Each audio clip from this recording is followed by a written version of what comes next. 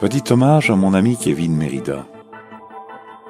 Depuis la nuit des temps, les hommes se sont posé des questions sur la nature des luminaires qu'ils voyaient chaque nuit au-dessus de leur tête.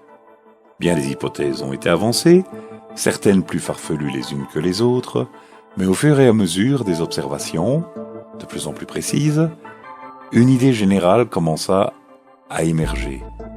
Les anciens Grecs étaient capables de calculer la possibilité d'une éclipse grâce à des cycles qu'on appelle les cycles de Saros.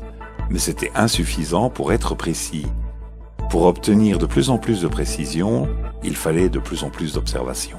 Comme vous le savez probablement, c'est grâce au génie d'Isaac Newton que la loi fondamentale qui gère les mouvements des planètes dans le système solaire a été découverte. Il s'agit de la loi de la gravitation universelle, en 1687.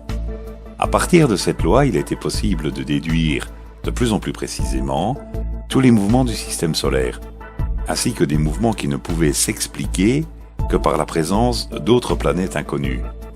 Ce fut le cas par exemple pour la découverte de Neptune. On supposait son existence.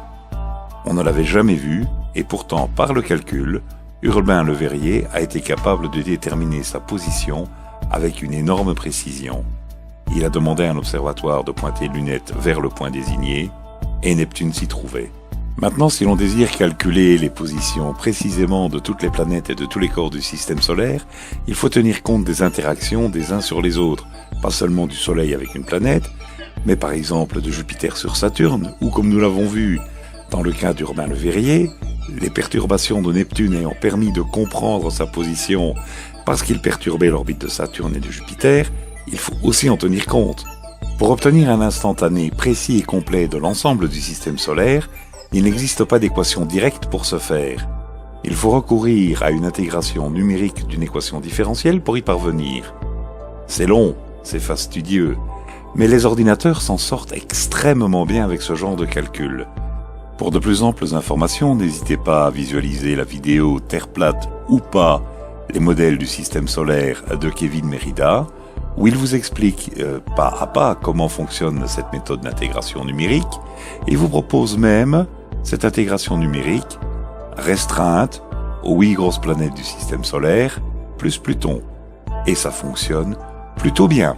Ces méthodes d'intégration numérique sont disponibles gratuitement sur le net et ont permis la création de logiciels d'astronomie, même gratuits, ayant des degrés de précision vraiment effarants.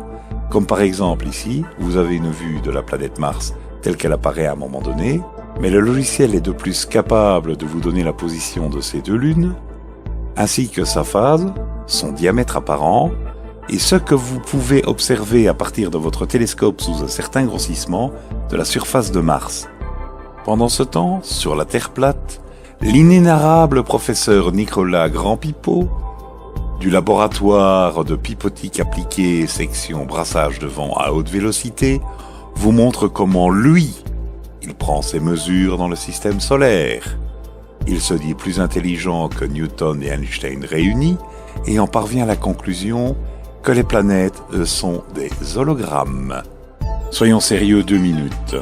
Si la gravitation n'existe pas et que les planètes sont des hologrammes, comment expliquez-vous qu'une équation basée justement sur la gravitation permette un tel degré de précision, alors que les gourous de la Terre plate sont toujours incapables de vous montrer comment ils calculent l'heure du lever du Soleil sur la Terre plate? Bonne journée.